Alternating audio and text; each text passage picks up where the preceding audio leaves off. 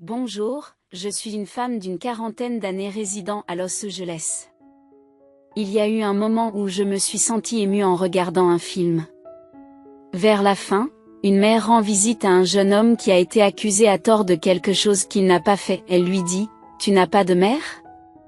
Cette phrase signifie que si le jeune homme avait une mère, elle n'aurait pas permis que son enfant soit accusé à tort et emprisonné. Cette phrase résume parfaitement les émotions complexes et délicates du personnage principal du film. Cependant, en entendant cette phrase, je me suis également sentie émue. Le jeune homme, qui a été accusé à tort et emprisonné, m'a fait penser à moi. Je suis un orphelin, quelqu'un qui n'a pas de parents pour me défendre contre le monde. Ne pas avoir de parents, c'est comme ne pas avoir de maison où retourner, en particulier lorsque je me rends chez mes amis, que je participe à des entretiens d'embauche ou même que je demande la bénédiction de mes beaux-parents. La question de savoir ce que font mes parents me donne l'impression d'être la personne la plus pitoyable au monde, mais je n'ai pas toujours été orpheline. J'ai vécu avec mes parents jusqu'à l'âge de 7 ans, tout comme mes amis. Ils m'ont énormément aimé pendant mes premières années d'école primaire.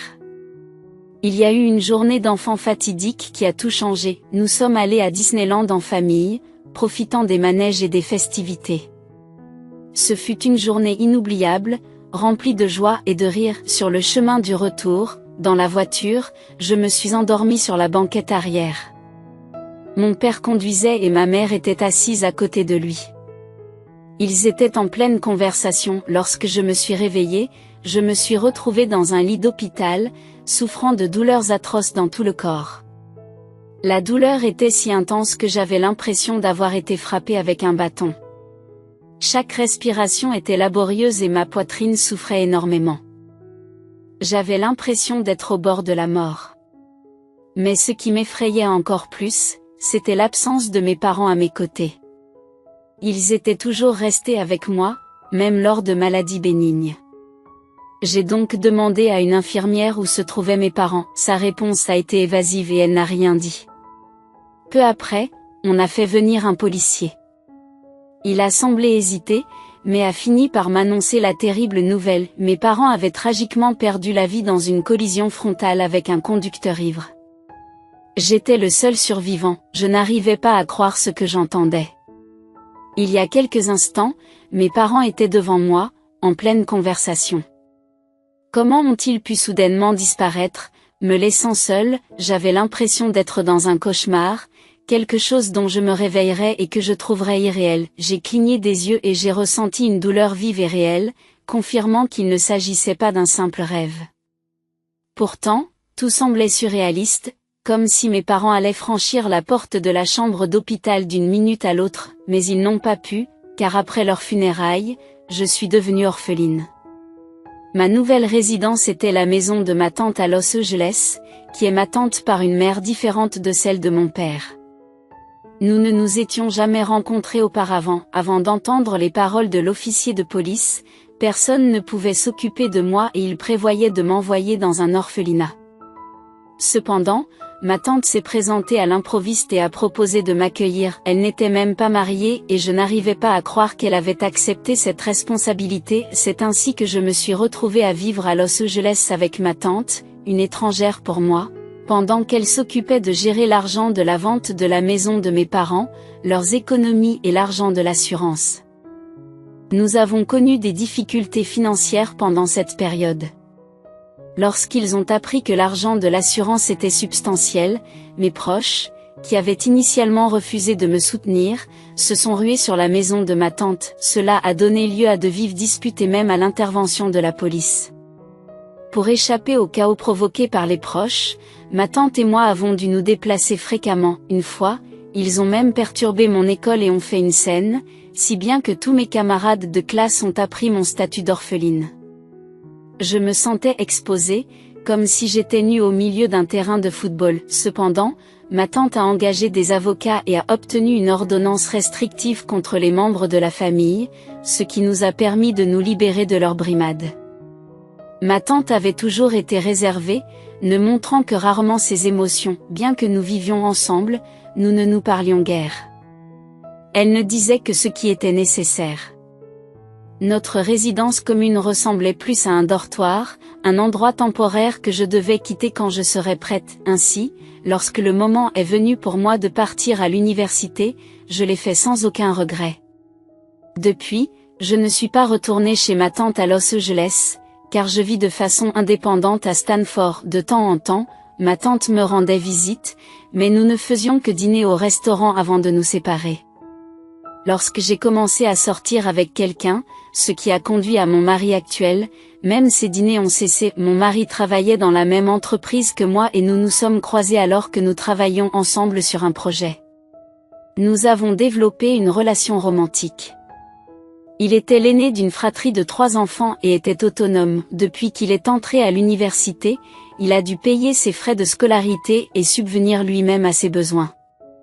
Bien que sa famille ne soit pas pauvre, il a choisi de ne pas imposer de fardeau à ses parents en raison de ses 2 frères et sœurs plus jeunes. Par conséquent, nous avons dû reporter notre mariage jusqu'à ce qu'il puisse économiser suffisamment d'argent. Heureusement, je n'étais pas pressée de me marier, et attendre mon mari n'était donc pas un problème. Après 9 ans de relation, nous avons finalement décidé de nous marier. Comme nous étions ensemble depuis longtemps, sa famille me considérait presque comme sa belle-fille. Je n'étais donc pas nerveuse ou craintive à l'idée de les rencontrer. Cependant, les gens changent, surtout lorsque le mariage est imminent. Sa famille a commencé à me traiter différemment, en particulier sa mère, que je ne connaissais pas auparavant. Elle a exprimé son manque d'enthousiasme à l'idée que je devienne sa belle-fille, invoquant mon manque de soutien parental. C'était décourageant, mais telle est la nature de certains parents. J'avais espéré que mon fils soit accueilli et aimé par sa belle famille. Je souhaitais qu'il ait une belle-mère qui prenne soin de lui et lui offre un foyer accueillant. Il était affligeant de penser qu'il ne recevrait aucune aide de la famille de sa femme.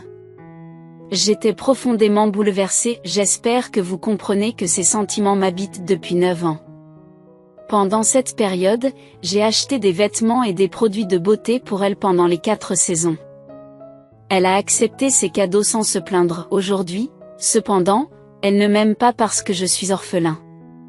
La prise de conscience a été rude et j'ai ressenti une immense tristesse. Malheureusement, il n'y a aucune garantie que cette situation ne se répète pas. Je ne pouvais m'empêcher de me demander si quelqu'un accueillerait vraiment à bras ouverts une belle fille orpheline. Néanmoins, j'ai gardé mon calme devant sa mère. Les paroles de sa mère m'ont prise au dépourvu. Comment pouvait-elle oublier toute la gentillesse dont elle avait fait preuve auparavant? Elle était restée silencieuse lorsqu'elle avait reçu ses cadeaux, alors pourquoi se comportait-elle ainsi tout à coup? Ce n'est pas de sa faute si ses parents sont décédés. Comment peut-elle dire des choses aussi blessantes alors qu'elle a elle-même des enfants? Les mots me manquaient, mais ce jour-là, mon mari, qui ne s'était jamais rebellé contre ses parents auparavant, a pris ma défense. Il a crié après ses parents, défendant notre relation. Sa mère a semblé choquée et est restée silencieuse pendant le reste de notre voyage de retour. En chemin, mon mari m'a parlé, m'assurant de ne pas me laisser intimider par sa famille. Il m'a promis d'être mon mari et mon parent, en m'apportant le soutien émotionnel dont j'avais besoin depuis la mort de mes parents. Ces paroles m'ont profondément touchée, comblant le vide dans mon cœur. Mon cœur était rempli d'un sentiment de chaleur. Ce soir-là, j'ai appelé ma tante après un long moment et lui ai demandé si elle pouvait se joindre à nous pour un dîner en famille avec mes beaux-parents. Elle a accepté avec joie. Je me suis sentie désolée de placer une telle attente sur ma tante, étant donné qu'elle n'était pas mariée. Cependant, quelques jours avant le dîner, ma tante m'a appelée et s'est excusée, disant qu'elle ne se sentait pas bien et qu'elle ne pourrait pas venir. J'ai eu l'impression qu'un vent froid soufflait dans mon cœur. Cela m'a rappelé le chagrin que ressentent souvent les orphelins. Mais je ne pouvais pas me résoudre à lui en vouloir. Après tout, elle n'était pas ma mère et il ne serait pas juste de la tenir pour responsable. Je lui ai dit que je comprenais et je lui ai souhaité un prompt rétablissement. Nous avons donc poursuivi nos projets de mariage sans le dîner de famille. Mon mari et moi avons commencé à préparer notre vie commune. Nous avons trouvé une maison et commencé à acheter des meubles et d'autres articles essentiels dans le cadre de notre budget limité. L'argent étant rare, Nous avons pris notre temps et avons tout acheté un par un. J'ai dû utiliser le dépôt de garantie de mon ancien studio. J'ai emménagé dans la maison plus tôt que prévu et j'ai commandé des appareils électroménagers en ligne, en veillant à trouver des prix raisonnables. Un jour, ma belle-mère et ma belle-sœur nous ont rendu visite à l'improviste. Elles ont remarqué les appareils ménagers et les bols que nous avions achetés et ont fait remarquer qu'ils avaient l'air bon marché. Elles se sont demandé pourquoi ma tante, qui était censée être comme un parent pour moi, ne faisait rien pour nous aider. Si elle ne pouvait pas venir au dîner en raison de sa maladie, elle aurait dû au moins nous aider à organiser le mariage. Ils pensaient qu'au lieu d'avoir une belle-fille, ils s'occupaient d'une orpheline. Cela m'a frustrée, car je n'étais pas une philanthrope et je ne me sentais pas obligée de m'occuper de l'enfant d'une autre personne. Ils ont également évoqué l'argent de l'assurance de mes parents, laissant entendre que je n'avais pas tout utilisé. Ils m'ont demandé si j'étais au courant et m'ont conseillé de ne pas laisser ma tante profiter de moi en utilisant l'argent. Je me suis rangée à leur avis. Comme dans les films, il y a toujours une personne qui essaie de profiter de l'argent de quelqu'un. Elles m'ont suggéré de rendre visite à ma tante et de lui demander de me rendre l'argent avant le mariage. Leur visite a donc été motivée par l'idée de récupérer l'argent de l'assurance de mes parents. Pour être honnête, je m'étais toujours demandé combien d'argent il restait de l'assurance, vu l'empressement de mes parents à en obtenir une part. Je ne pensais pas que ma tante avait tout dépensé pour m'élever et subvenir à nos besoins. J'étais réticente à aborder le sujet du transport scolaire, car je ne voulais pas m'imposer à ma tante. Bien qu'elle prenne soin de moi et subvienne à mes besoins, je ne me sentais pas à l'aise pour lui demander une telle faveur. Le jour du mariage approchant, j'ai décidé de tendre la main à ma tante. Je lui ai demandé si elle pouvait m'accompagner au mariage en venant chez moi la veille. Elle s'est excusée et a expliqué qu'elle avait un voyage d'affaires ce jour-là.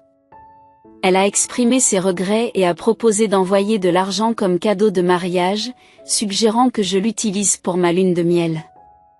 Sa réponse m'a profondément bouleversée. Je savais qu'elle n'avait pas beaucoup d'affection pour moi, mais je ne comprenais pas pourquoi elle me traitait ainsi. D'abord, elle n'était pas venue dîner, et maintenant, elle s'absentait du mariage. N'aurait-elle pas pu m'informer plus tôt qu'elle ne pouvait pas venir? De cette façon, je ne me serais pas attendue à sa présence. Je lui suis reconnaissante de m'avoir élevée pendant toutes ces années, mais vivre avec elle m'a toujours fait me sentir seule, car elle ne m'a jamais traitée comme une famille. Au lieu de me laisser vivre avec d'autres membres de la famille, elle m'a accueillie chez elle. Était-ce à cause de l'argent de l'assurance de mes parents? Voulait-elle seulement l'argent? Me rejetait-elle parce qu'elle n'avait plus besoin de moi? Je voulais désespérément qu'elle s'explique et qu'elle me donne une raison. Mais ma tante est restée silencieuse. Frustrée, j'ai décidé de ne plus jamais la contacter et j'ai même pris la décision de ne pas assister à ses funérailles. Je ne connaissais pas le montant exact de l'indemnisation de l'assurance, mais je le considérais comme un paiement pour mon éducation. Je ne voulais plus aucun lien entre nous. Après avoir raccroché, je me suis assise et j'ai pleuré pendant un long moment. J'étais déterminée à couper les ponts avec ma tante. Comme prévu, elle n'est pas venue au mariage. Les sièges vides destinés aux parents de la mariée ont attiré l'attention du côté de la famille de mon mari. Ma belle-mère a profité de la situation et m'a fait passer un mauvais quart d'heure sur mon statut d'orpheline. Elle m'a accusée d'avoir essayé de les tromper en laissant les sièges vides, faisant ainsi une déclaration publique de mon statut d'orpheline. Ces remarques m'ont profondément blessée et elle s'est excusée, reconnaissant qu'elle aurait dû faire quelque chose à ce sujet mais qu'elle avait été prise par d'autres choses. Elle a promis que cela ne se reproduirait plus et m'a demandé de la compréhension. En réponse, elle m'a demandé d'exaucer ses souhaits à l'avenir, en étant prête à aller jusqu'à aboyer si elle me demandait d'aboyer ou à mordre si elle me demandait de mordre. Je vous implore de me prêter l'oreille et de tenir compte de mes paroles. Vous aimez mon chien, et je me demande pourquoi vous ne pouvez pas et ne voulez pas nous montrer la même affection. Lors du mariage, tu as pu constater de visu qu'en dehors de ton mari et de notre famille, tu n'as personne d'autre sur qui compter. Il n'y a pas de famille élargie ou de parents pour vous soutenir. Il est important que vous le reconnaissiez et que vous exprimiez votre gratitude et votre loyauté à notre égard. Sarah, vous avez une chance inouïe d'avoir une belle-mère qui soutient de tout cœur sa belle-fille. Vos parents n'ont peut-être pas été aussi chanceux, mais vous avez vraiment eu de la chance de nous avoir comme beaux-parents. Veuillez comprendre que nous vous traitons en conséquence et qu'il serait bon que vous fassiez de même à mon égard. J'ai enduré les remarques désobligeantes de ma belle-mère et de ma belle-sœur dans le dos de votre mari. J'espérais que leur comportement cesserait si je ne réagissais pas. Cependant, au fil du temps, leur irrationalité s'est intensifiée. Elles ont même commencé à faire des demandes absurdes. Étonnamment, avant le mariage de ma belle-sœur, ma belle-mère s'est complètement transformée. Soudain, elle a proposé de faire la vaisselle et vous a exhorté à vous reposer, sachant que vous seriez fatigué par le travail. Le changement de son comportement était étonnant. Il est possible qu'elle ait subi ce changement radical parce que c'était le tour de sa fille de se marier. Cependant, sur la base de mes expériences personnelles, j'ai du mal à croire pleinement à sa transformation.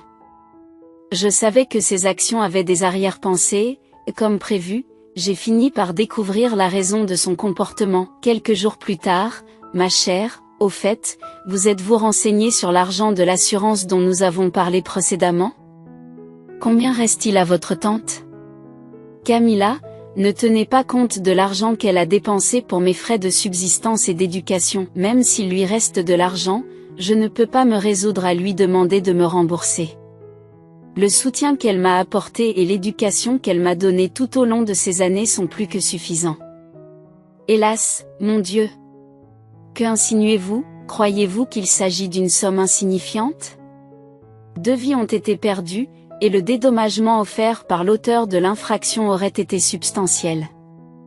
Combiné à l'argent qu'elle a acquis en vendant votre maison, elle aurait représenté une fortune. Êtes-vous assez fou pour y renoncer? Si vous n'êtes pas disposé à le faire, permettez-moi de m'en occuper. Regardez-moi faire. Malgré mon refus et la situation difficile dans laquelle nous nous trouvions, ma belle-mère a engagé un enquêteur pour enquêter sur les antécédents de ma tante. En peu de temps, nous avons reçu des nouvelles qui confirmaient mes soupçons. Regardez cette preuve, j'avais un pressentiment. Votre tante possède un immeuble à Los Angeles, qu'elle a acheté 1 an après vous avoir recueilli. Vous imaginez ce que cela implique? Un simple employé de banque n'a pas les moyens d'acquérir un immeuble valant des centaines de millions. D'ailleurs, savez-vous combien il vaut aujourd'hui? Elle s'élève à plus de 5 milliards de dollars. C'est inacceptable. Nous devons intenter une action en justice immédiatement. Mais les procédures judiciaires sont longues. Appelez plutôt tout de suite votre tante et demandez-lui de vendre l'immeuble et de vous remettre l'argent. Franchement, j'ai été surpris lorsqu'elle m'a dit la vérité. Même si je ne voulais pas le croire, je ne pouvais pas le nier. Cependant, malgré cette réalité, j'apprécie que ma tante m'ait élevée et ait soutenu mon éducation. Même si elle a acquis le bâtiment avec cet argent, je n'ai pas l'intention de lui demander de le rendre.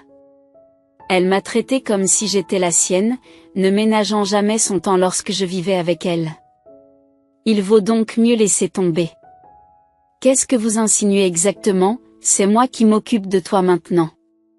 Tu ne penses pas que je mérite une compensation? Vous offrez un immeuble à votre tante, mais pourquoi ne m'avez-vous pas donné un seul centime? Que as-tu apporté dans ce mariage? Mon fils naïf est tombé amoureux de toi par sympathie pour ton statut d'orphelin. Tu es entré dans ce mariage les mains vides. Pendant ce temps, ta tante est propriétaire d'un immeuble.